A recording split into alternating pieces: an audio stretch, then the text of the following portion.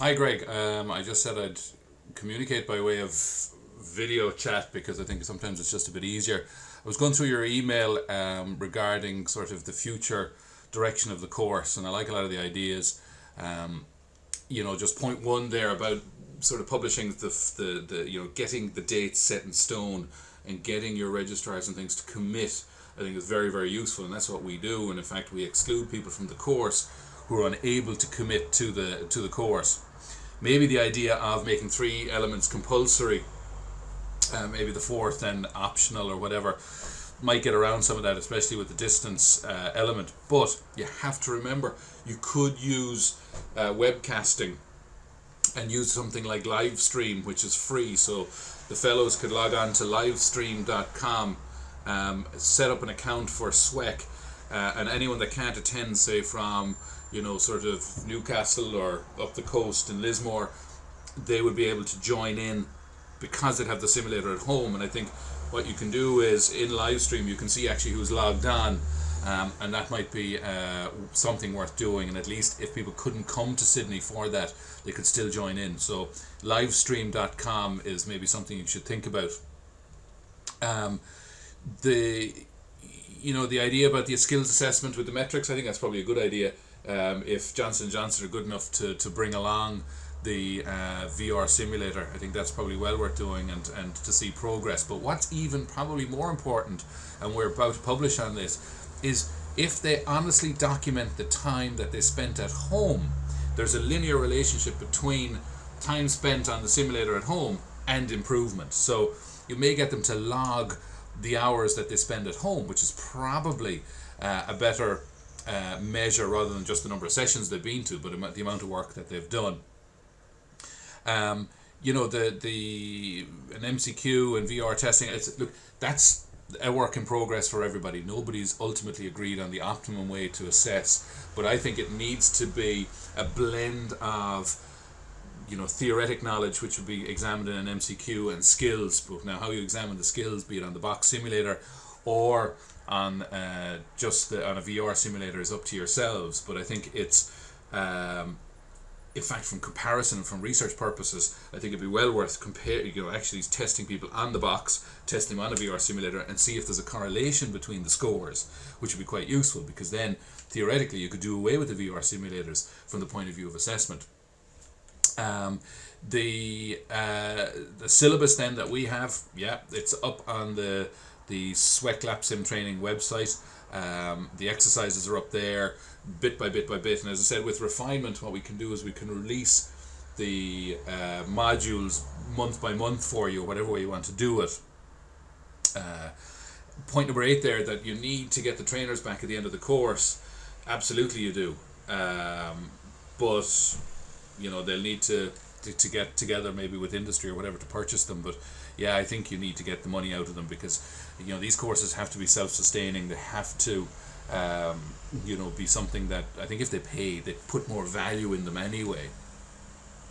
And again, though, the skills modules, the point that you make there, number 9, the skills are different to procedures, and you can move on to ectopic cysts, hysterectomy, appendicectomy, cholecystectomy, and we're doing that in our current course with the surgeons. In fact, next Friday week, we're moving into appendixes and ovarian or ectopics, and we're teaching both sets how to do those. So it's about learning and about taking an interest in your career and in your skills.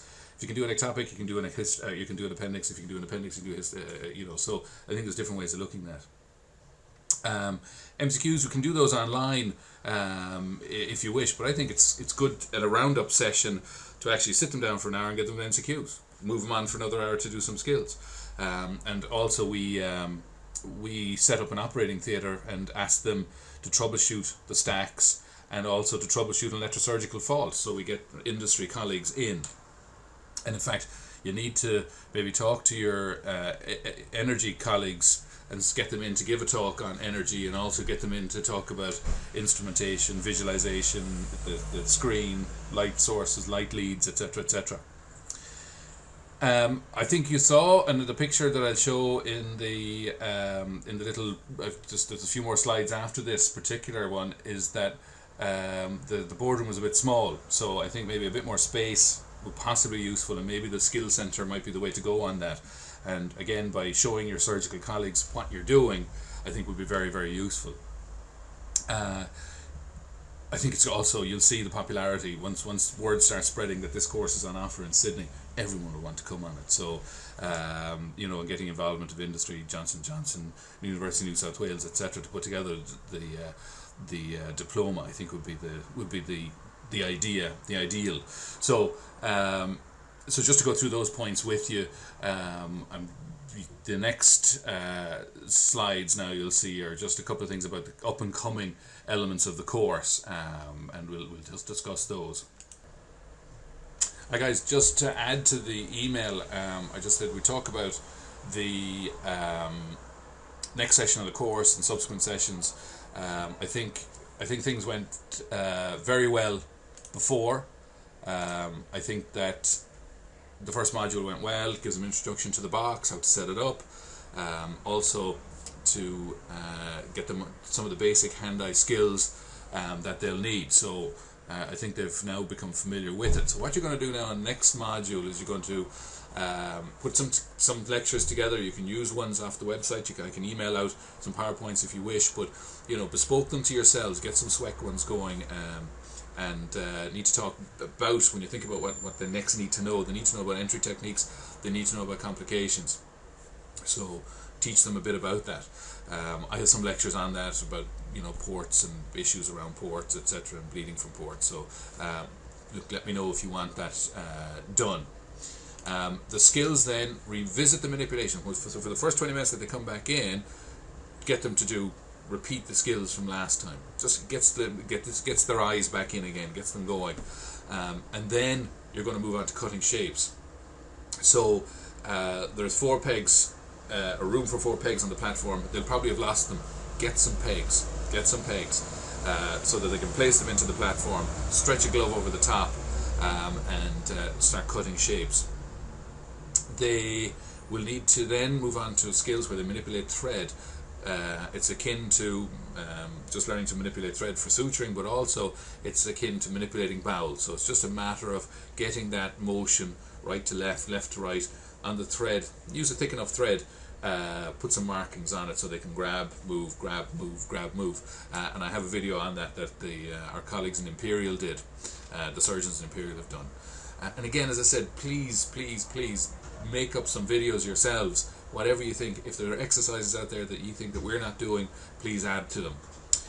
Move on then on the next session to tying rotor knots. Tie lots of them. So teach them, have the video running, teach them one by one how to tie a modified rotor knot, put them in, have them ready then, and use them to loop water-filled latex gloves. It's akin to an appendicectomy, it's akin to an ectopic pregnancy, etc. And in my own practice, I don't let my boys and girls anywhere near energy unless they can safely do a loop ectopic, and until I know their hand-eye coordination is good. So that should do that session. Thinking about subsequent modules, ectopics and cysts, get some talks going on these. Don't talk about the technical side of diagnosing ectopics and the medical management and cysts and risk of malignancy index and the imaging. Don't talk about that. Talk about the technical side, where you put your ports, how you port a big one, how you port a small ectopic, a big cyst, dermoids, the technical sides of all of this. How do you suction and irrigate when you spill the contents of a dermoid? All of these things, technical. Also then think about the next module, which is suturing. So get your colleagues in industry to give you the sutures that you like using. Like Johnson & Johnson, the CT2 needle seems to be the best one on whatever thread you want. Have those ready, and then have the talks ready about suturing, etc. So just have a little think about these things. I think you're doing very well. I think it's great. Unfortunately, or fortunately for us, the college here in London has committed a large amount of money to rolling out the programme across the UK, so it has taken up a bit of time recently, so apologies for any delay in communicating, but things are going well, and look forward to seeing you soon. Take care.